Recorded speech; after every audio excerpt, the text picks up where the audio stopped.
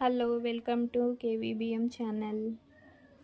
ನಾನಿವತ್ತು ಹಿರಳಿಕಾಯಿ ಚಿತ್ರಾನ್ನ ಹೇಗೆ ಮಾಡೋದು ಅಂತ ತೋರಿಸ್ತಾ ಇದ್ದೀನಿ. ಇದಕ್ಕೆ ಬೇಕಾದ ಪದಾರ್ಥಗಳು: ಒಂದು ಮಿಕ್ಸಿ ಜಾರ್ಗೆ ತೆಂಗಿನಕಾಯಿ ತುರಿ, ಕೊತ್ತಂಬರಿ ಸೊಪ್ಪು, ಬ್ಯಾಡಗೆ ಮೆಣಸಿನ್ಕಾಯಿ, ಒಣಮೆಣಸಿನ್ಕಾಯಿ, ಸಿಪ್ಪೆ ತೆಗೆದಿಟ್ಟಿರೋಂತಹ ಬೆಳ್ಳುಳ್ಳಿ ಹೆಸರುಗಳು, ಸಾಸಿವೆ, ಜೀರಿಗೆ, ಮೆಂತ್ಯನ ಹುರಿದ್ಬಿಟ್ಟು ಹಾಕೊಳ್ಳಿ, ಆ ಟೇಸ್ಟ್ ಚೆನ್ನಾಗಿರುತ್ತೆ.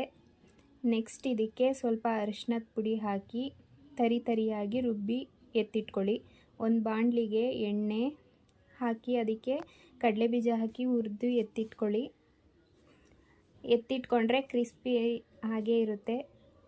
ಆಮೇಲೆ ಸಾಸಿವೆ, ಜೀರಿಗೆ ಹಾಕಿ ಅದಕ್ಕೆ ಬೆಳ್ಳುಳ್ಳಿ, ಒಣಮೆಣಸಿನ್ಕಾಯಿ, ಕರಿಬೇವಿನ ಸೊಪ್ಪು ಹಾಕಿ ಇದಕ್ಕೆ ನೆನೆಸಿ ಎತ್ತಿಟ್ಕೊಂಡಿರೋಂಥ ಕಡಲೆಬೇಳೆನ ಸೇರಿಸಿ ಚೆನ್ನಾಗಿ ಫ್ರೈ ಮಾಡಿ.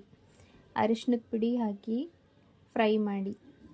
ನೆಕ್ಸ್ಟ್ ಇದಕ್ಕೆ ರುಬ್ಬಿ ಎತ್ತಿಟ್ಕೊಂಡಿರುವಂತಹ ಮಸಾಲಾನ ಸೇರಿಸಿ, ರುಬ್ಬಿರೋದನ್ನ ಹಾಕಿ ಅದೇ ಮಿಕ್ಸಿ ಜಾರ್ಗೆ ಸ್ವಲ್ಪ ನೀರು ಸೇರಿಸಿ ಮತ್ತೆ ಅದನ್ನು ಇದಕ್ಕೆ ಸೇರಿಸಿ ಸ್ವಲ್ಪ ಕುದಿ ಬಂದ ಮೇಲೆ ರುಚಿಗೆ ತಕ್ಕಷ್ಟು ಉಪ್ಪು ಹಾಕಿ ಲಿಡ್ ಕ್ಲೋಸ್ ಮಾಡಿ ಅದು ಎಣ್ಣೆ ಬಿಡೋ ತನಕ ಚೆನ್ನಾಗಿ ಬೇಯಿಸಿ.